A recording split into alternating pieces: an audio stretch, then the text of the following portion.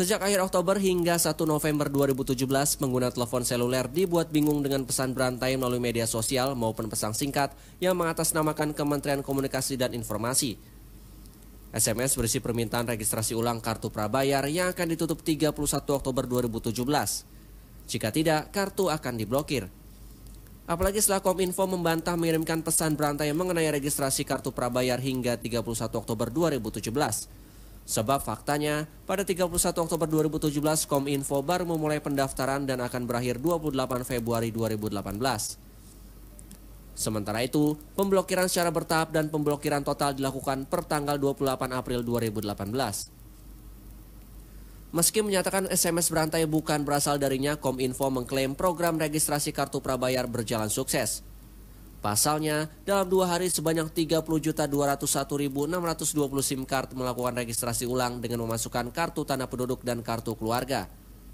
Kemenkominfo melalui Dirjen Penyelenggaraan Pos dan Informatika di Gedung Kominfo Jakarta Pusat Kamis sore mengatakan pendaftaran kartu SIM prabayar demi kenyamanan dan keamanan pelanggan jasa layanan telekomunikasi. Registrasi ulang dimulai 31 Oktober, bukan berakhir di 31 Oktober. Tahap itu kalau 28 Februari tidak melakukan registrasi akan dikasih waktu 30 hari. Kalau 30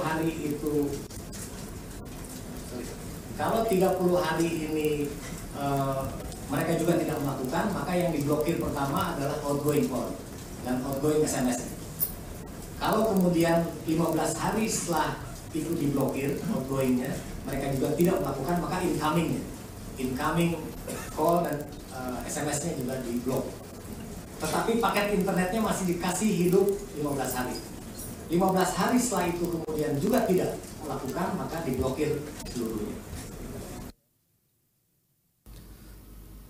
Sementara itu, Ketua Umum Asosiasi Penyelenggara Telekomunikasi Seluruh Indonesia Merza Fahis menjamin perlindungan data pelanggan sesuai dengan ISO 27001 menjaga kerahasiaan data pelanggan.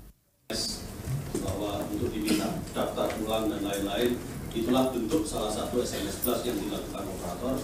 Dan ke depan ini kita akan lebih intensifkan lagi kira-kira 2-3 kali per minggu. Jadi ya mohon maaf jangan merasa terganggu, tapi ini demi betul-betul sampainya informasi ini kepada seluruh lapisan masyarakat. Namun tidak berhenti hanya SMS Plus.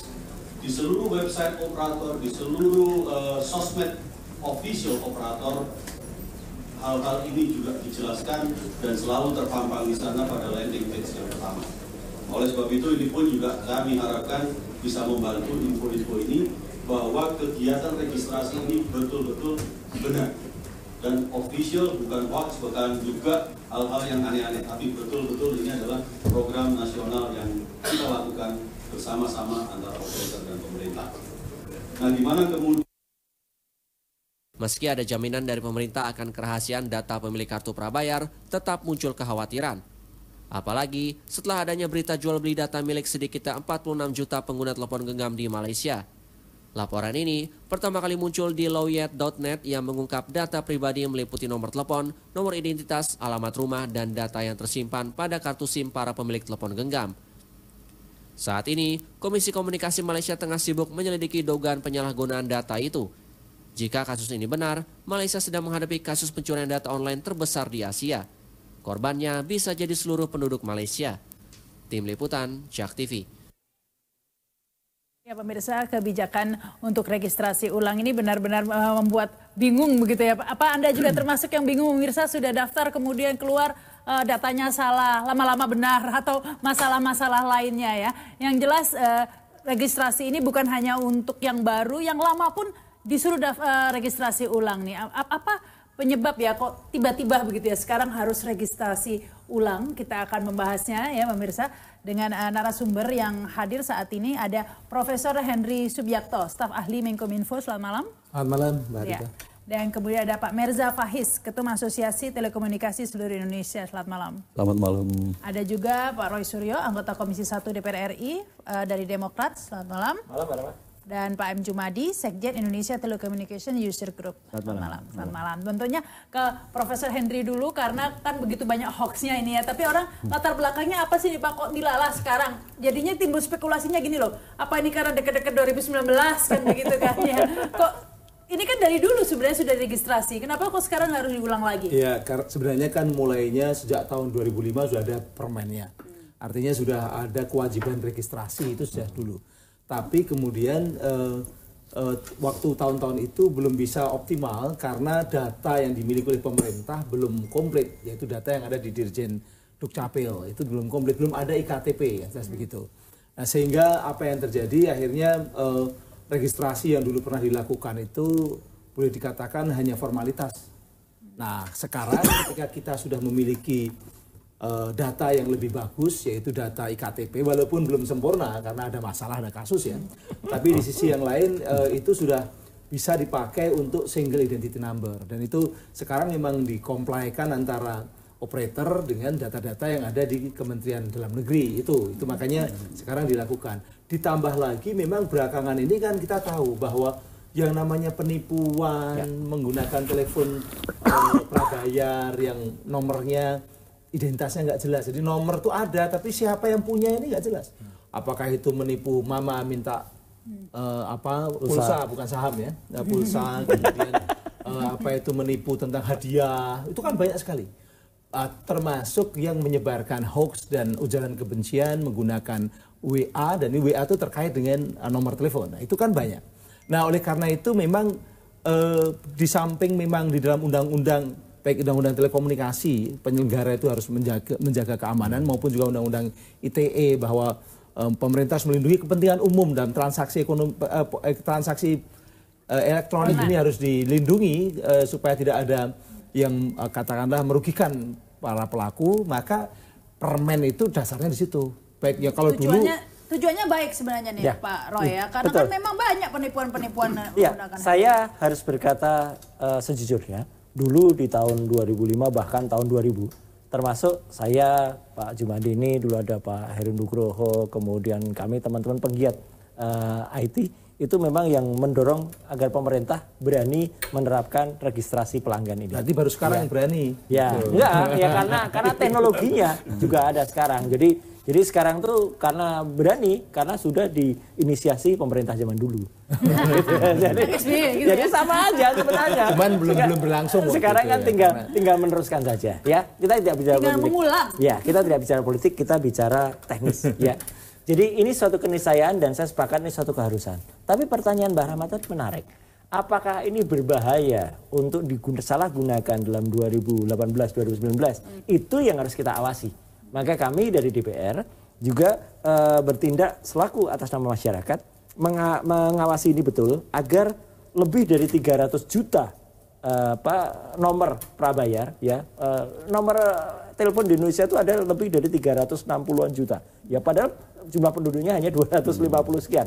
Tapi ada juga pasca bayar. Kalau pasca bayar udah beres, mereka sudah dari awal. Tapi yang 300-an juta ini yang kemudian unknown number tadinya, dengan sekarang sudah ada betul tadi Prof Henry menyatakan karena sudah ada sistemnya, maka ini dilakukan. Jangan sampai kemudian sistem yang ada itu kemudian nanti disalahgunakan. Ini yang kita awasi. Jadi maksudnya apa hubungannya nih dengan 2019 ini, bagaimana hubungannya registrasi saya sama menjelaskan Pilpres gitu? dan supaya tidak ada hoax lagi. Ya gitu. Jadi kan sempat ada mengatakan jangan-jangan nanti data pelanggan itu disalahgunakan misalnya untuk kepentingan pilkada atau pilpres ya. Kalau kita lihat pilpres tidak mungkin ada calon independen. Jadi sebenarnya tidak cerdas hoax itu ya kalau digunakan untuk pilpres. Karena calon independen nggak mungkin kan gitu. Jadi nggak mungkin digunakan untuk pilpres. Tapi kalau untuk pilkada, masanya juga agak terlalu dekat. Pilkada yang besar itu kan hanya pilkada Jabar, Jateng, Jatim, dan Bali besok itu. Itu juga saya kira terlalu mepet data pelanggan digunakan. Jadi sebenarnya itu nggak ada. Cuman kalau kerahasiaan pelanggan ini harus sepakat, harus kita lindungi. Karena kan jangan sampai kemudian data yang tidak perlu itu harus dituliskan. Kemarin misalnya ada beredar orang harus menuliskan nama kecil ibu kandung, ya. Padahal kan itu nggak ada hubungannya sebenarnya, ya. Bahkan dalam KTP saja itu tidak ada nama kecil ibu kandung itu, dan itu juga padahal itu digunakan sebagai password kalau seseorang ada dalam perbankan. Ya itu harus kita luruskan. Saya sepakat membantu Kementerian Komunikasi dan Informatika untuk meluruskan itu, tapi jangan juga terlalu lebay ya publikasinya. Tapi juga kemudian pemerintah juga harus mengawasi betul, jangan membiarkan. Nah, juga pengawasannya ini juga Pak Merza ya, karena terbukti begitu banyak hoax begitu. Ini kan menunjukkan seharusnya kebijakan-kebijakan seperti ini sosialisasinya dimatangkan dulu begitu. Bahkan tanggal 31 Oktober sebagai awal aja orang banyak yang nggak tahu. Kok tiba-tiba, jadi kan kebijakan seperti ini harusnya sosialisasi begitu kan. Jadi orang tidak panik. Kemudian sampai katanya servernya down dan segala macam. Enggak lah, kalau sosialisasi mungkin nggak bisa dikatakan cukup atau nggak cukup. Tapi yang pasti memang di masyarakat hari ini informasi ini sangat demikian intens antara yang sudut kiri dan sudut kanan. Nah inilah memang tantangan-tantangan berkomunikasi hari ini. Mungkin dulu kita sekolah komunikasi juga nggak diajarin sosmed gitu kan. Nah, tapi sorry, dari Menkominfo ada nggak sih sosialisasi yang banyak resmi sekali. gitu? Sudah. Sosialisasi itu udah beberapa bulan sebelumnya, jauh bahkan awal-awal 2017 itu sudah mulai. Tapi begini loh, yang sekarang terjadi itu memang ada orang-orang yang biasa menggunakan anonimitas telepon itu, nomor telepon yang anonim itu dipakai untuk nipu, untuk nyebar hoax.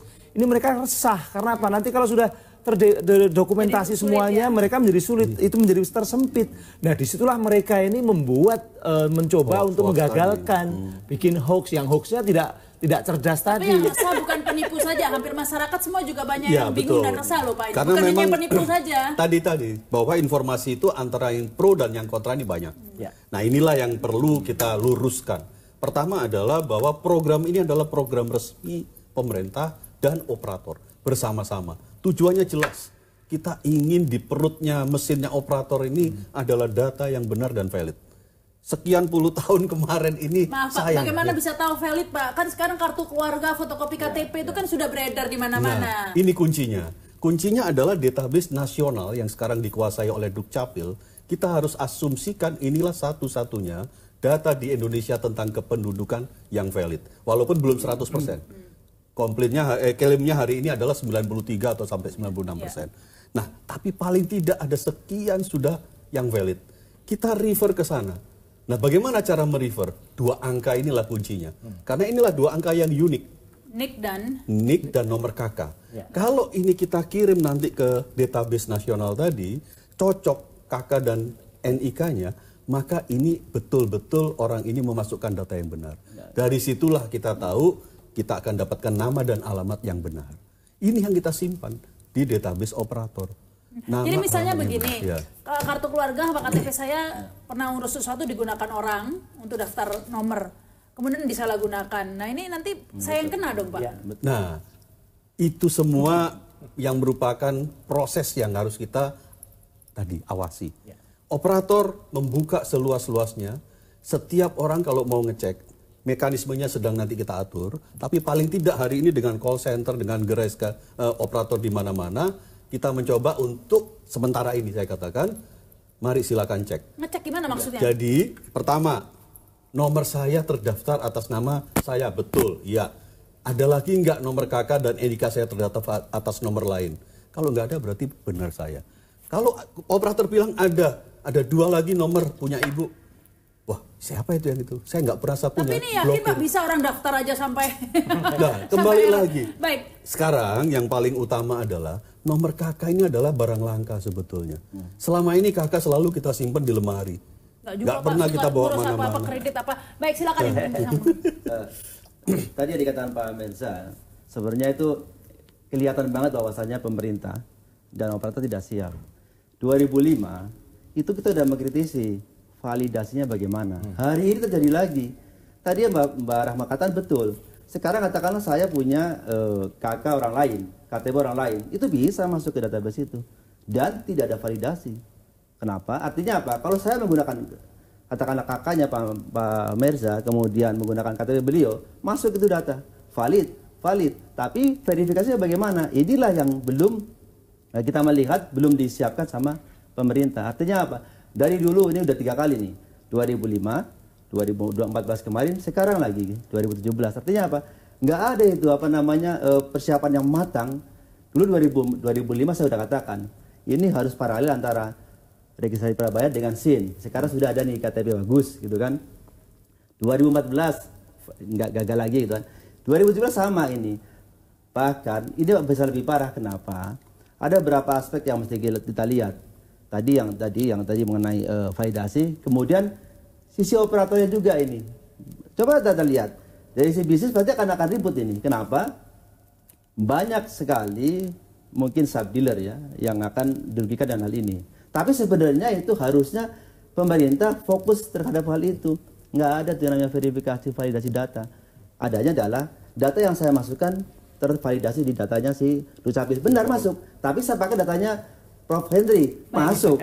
Gitu kan? Itu nanti akan kita bikin evaluasi. Kita harus break dulu ya, nanti kita lanjutkan lagi karena kan tadi sudah ada caranya tadi sebenarnya ya kata Pak Merza, kita bisa cek di operator nomor kita dipakai orang lain tidak. Jadi kita bisa bayangkan ya, kita nanti ini ada penduduk yang sibuk antri untuk mendapatkan EKTP sampai jajar, sibuk daftar registrasi, error server, sudah gitu disuruh sibuk lagi ngecek operator ya apakah nomor kita. Itu nanti tahapan berikutnya. Ya, bisa kebayang lah PR kita masih banyak rupanya. Nanti kita tanyakan lagi deh ke Profesor Henry. Setelah pesan-pesan berikut ini.